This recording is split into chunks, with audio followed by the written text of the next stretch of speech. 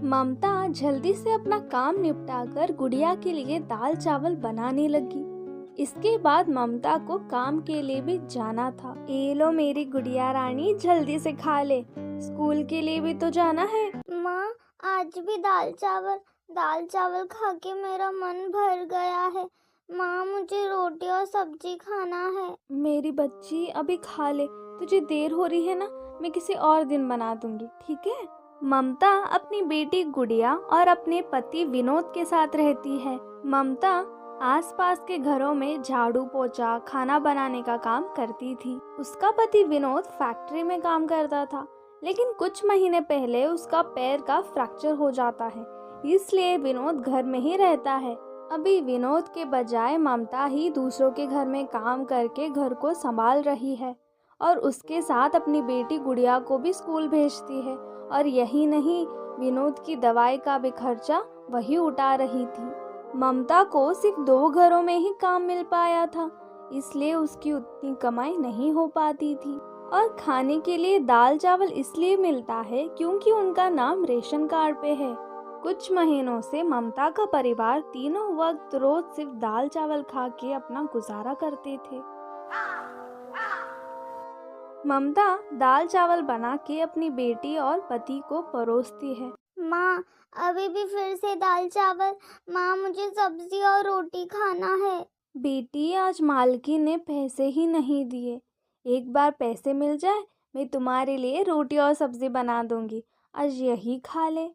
गुड़िया तो पहले नाराज थी, फिर अपने पिता के समझाने के बाद मान गई और उसने खाना खाया।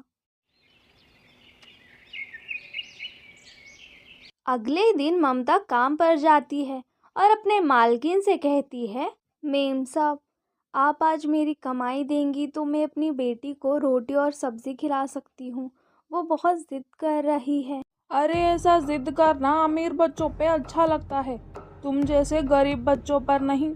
अपनी बेटी को 2-4 थप्पड़ मार के समझा दे। और वही बात पैसे की, तो मैं कहीं भागी नहीं जा रही, मिल जाएगा।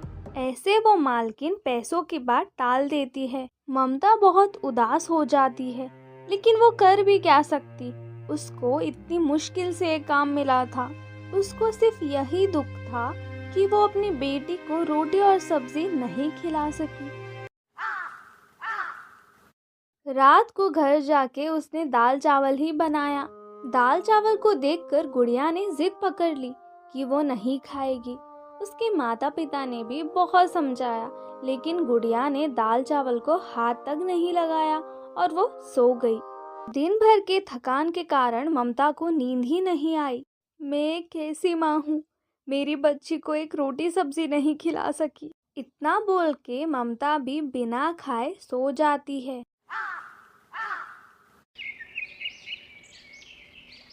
जी सुनिए, रात को तो गुड़िया ने कुछ भी नहीं खाया, वो तो एक ही जिद पकड़े हुए बैठी है, मैं क्या करूं?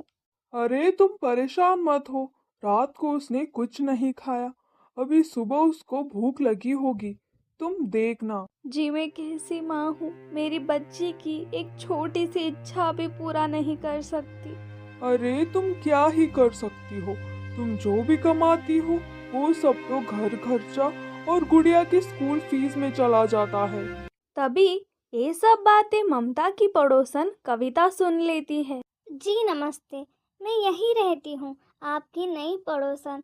मैं यहाँ नई हूँ ना, मुझे यहाँ की दुकान नहीं पता कि कहाँ है, इसलिए आपसे पूछने आई थी। जी आप कभी भी आ सकती हैं, मुझे कोई परेशानी नहीं होगी आपकी मदद करने में। आप बुरा मत मानिए, लेकिन मैंने आप दोनों की सारी बातें सुन ली। मुझे एक काम वाले की ज़रूरत थी। मेरा घर बड़ा है, इसलिए झाड़ू पोछा कपड़े बर्तन इन सब का मैं 5,000 दूंगी।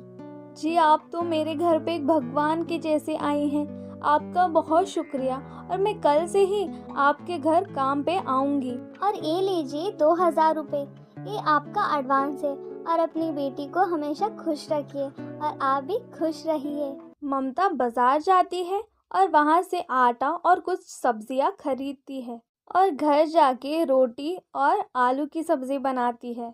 माँ, आपने रोटी बनाया? वाह! हाँ मेरी बेटी, जितना चाहे उतना खाओ। नहीं माँ, मैं आज ही सब कुछ खा गई तो कल नहीं बचेगा। ये बात सुन के ममता के आंखों में आंसू आ जाता है। मेरी बच्ची, अब से तुम्हें रोज रोटी और सब्जी खाने मिलेगा। इस तरह गुड़िया रोटी और सब्जी खा के खुश हो जाती है।